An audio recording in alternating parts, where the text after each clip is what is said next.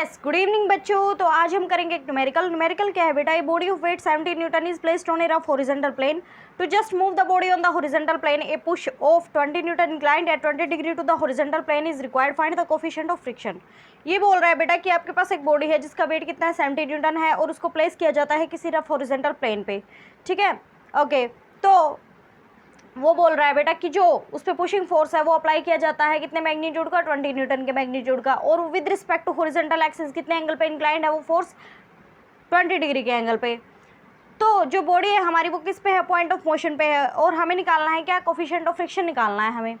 तो बेटा हमें पता है कि जो बॉडी है हमारी वो किस पे है, पॉइंट ऑफ मोशन पे है। पॉइंट ऑफ मोशन पे है तो बॉडी हमारी मूव नहीं कर रही है। अगर बॉडी मूव नहीं कर रही है तो वो स्टैटिक पोजीशन में है, और अगर बॉडी हमारी स्टैटिक पोजीशन में है तो कोफिशिएंट ऑफ फ्रिक्शन कौन सा होगा, कोफिशिएंट ऑफ स्टैटिक फ्रिक्शन। यानी हमें क्या निकालना है बेटा, म्यू एस निकालना है।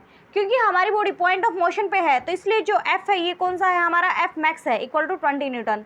ओके, तो हम जो है बेटा फ्री बॉडी डायग्राम बनाएंगे, और हमने अपने रेफरेंस एक्सिस कौन से लिए हैं, x axis and y axis. जो वेट होता है ये वर्टिकली डाउनवर्ड एक्ट करता है, और किस जगह एक्ट करता है, सी जी पे। जो बॉडी का जो सी जी होता है ना उस पर एक्ट करता है वेट हमारा। ओके, उसके बाद जो फोर्स है ये पुशिंग फोर्स है, ये भी रिप्रेजेंट कर दिया, और पुशिंग फोर्स की जो डायरेक्शन है उसके अपोजिट डायरेक्शन में क्या लगता है, फ्रिक्शनल फोर्स। तो इस तरफ हमने इसको रिप्रेजेंट कर दिया। N is the normal reaction और स्पोर्ट रिएक्शन। अब हम इसके ऊपर स्टैटिक इक्विलिब्रियम इक्वेशंस को अप्लाई करके कोफिशिएंट ऑफ फ्रिक्शन निकाल लेंगे, या हम बोल सकते हैं कोफिशिएंट ऑफ स्टैटिक फ्रिक्शन निकाल लेंगे।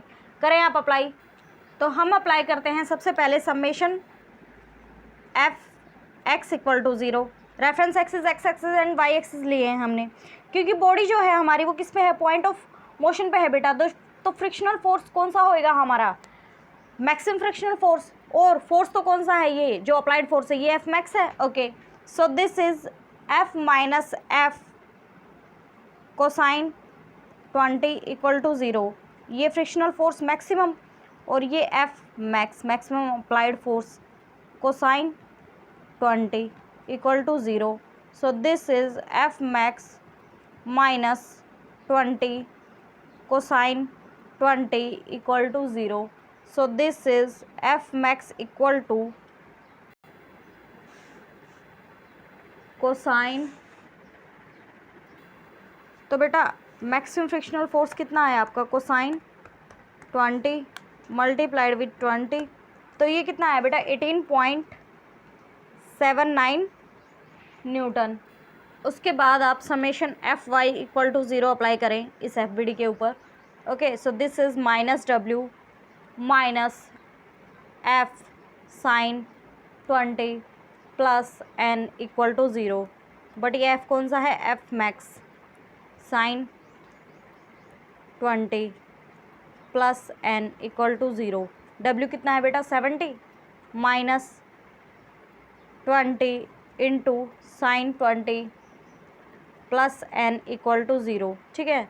सो N minus sine 20 minus sine 20 multiplied with 20 minus 70। So ये जो टर्म है ये कितनी सॉल्व हुई बेटा, 6.84, ठीक है, इक्वल टू 0। सो एन कितना आया बेटा आपका 76.84 न्यूटन। तो जो एफ मैक्स हो गया बेटा, मैक्सिमम फ्रिक्शनल फोर्स क्या होता है, म्यू एस इंटू एन, ठीक है। सो मैक्सिमम फ्रिक्शनल फोर्स कितना है 8.79, एंड म्यू एस हमें निकालना है, एन कितना है 76.84, ठीक है। ओके, सो म्यू एस आपका कितना आ जाएगा 18.79 divided by 76.84, so this is 0.244। ये कितना आ गया, म्यू एस 0.244। तो यही तो हमें निकालना था। तो इसी के साथ होता है हमारा न्यूमेरिकल कंप्लीट। बने रहिए हमारे साथ। Thank you so much.